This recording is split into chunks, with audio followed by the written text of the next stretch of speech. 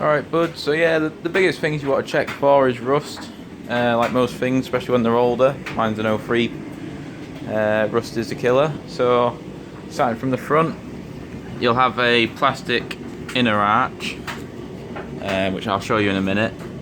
And the place you want to look for, as you can see on mine, is just behind the headlight. That's sort of that area there. But while you're here, you should be able to see one of the front body mounts and the chassis. So you see another body mount there. You can see this is pretty much still factory paint. Not had any stone guard, but yeah, as you can see, that's the main. You won't actually be able to see that, but you might be able to if I show you this.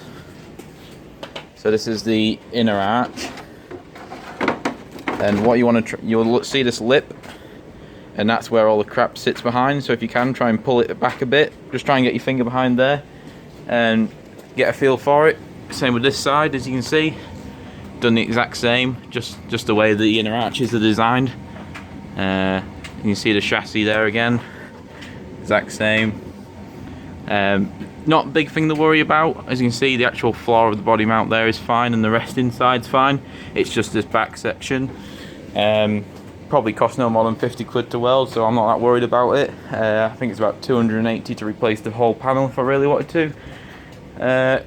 Starting in the middle of the car now, you're going to want to get onto the floor and just have a general look around for rust. Make sure there's no bad areas and it's not corroded. So as you can see, the radius arms here, pretty clean. And the rest of the chassis. Obviously you can see underneath the car too. So here's another body mount again, just have a general look round. This is pretty clean for the year and mileage, I'd say. Also look above it, where the body mount attaches to. Again, nice and clean. If you've got a torch or something, you can probably have a quick look inside the chassis rail. Again, nice and clean. Maybe a bit further back now. And you see there's another body mount back here. This is a bit more liable to catching a bit more crap as it's further back from the front wheel, so it'll flip up the mud. As you can see, it's pretty much clean. That's a bit of mud there, but just want to look for rust, like I say. So as you can see, this has gone a little bit, but it's still solid. There's a bit of crap in there, sitting in there, so you want to, when you do buy one, make sure you're washing them out. Again, radius arm, just have a quick look around it, have a look inside. Just have a quick, give a quick tug, quick tap. Make sure it sounds like metal. While you're underneath, look for leaks. So obviously you got your transfer box there. Just look for any leaks. Underneath the diffs, normally just it's the diff plug. They haven't changed the actual washer on the diff, but it's no big issue. I think it's about 4 quid for a new diff plug with the thing. Again, you got a mount there for the transfer box. Just have a quick look at the mounts. The one that went on my last car was the rear engine / gearbox mount, which is located just up there. So if you want, get underneath, get your hand just under here somewhere, can't see quite, and just give it a quick wiggle around, make sure there's not a lot of play. And then if we go to the back wheel, I haven't took anything out of this, so you'll be able to see it how you would. Just get a torch, have a quick look round. You see the body mount there, see right round the arch. As you can see, it's just got a lot of crap there, but it's not too bad. You got a rear body mount there. Obviously you can see it's unprotected, there's no guard or anything on it. But that doesn't look too bad. Yes, it's a little bit got a bit of rust on there, but it looks pretty solid. You can see the rest of the chassis as well. It all looks pretty good. Another thing to look for, it's very similar for the well, it's still the headlight area. It's a really big thing on these, but like I say, it's not a massive issue. It's a pretty cheap fix. The max it's going to cost you is £300, and that's just for the whole front plate on the front. So you want to look behind the headlights down there, gives you a good indication of what the condition's like. As you can see, that's just starting to go there, but it's all solid still. On the sides as well, just look down the side, so I'm probably going to need a couple of patches there too. You can also see down the front of the chassis. Check the radiator, just make sure it's not absolutely destroyed.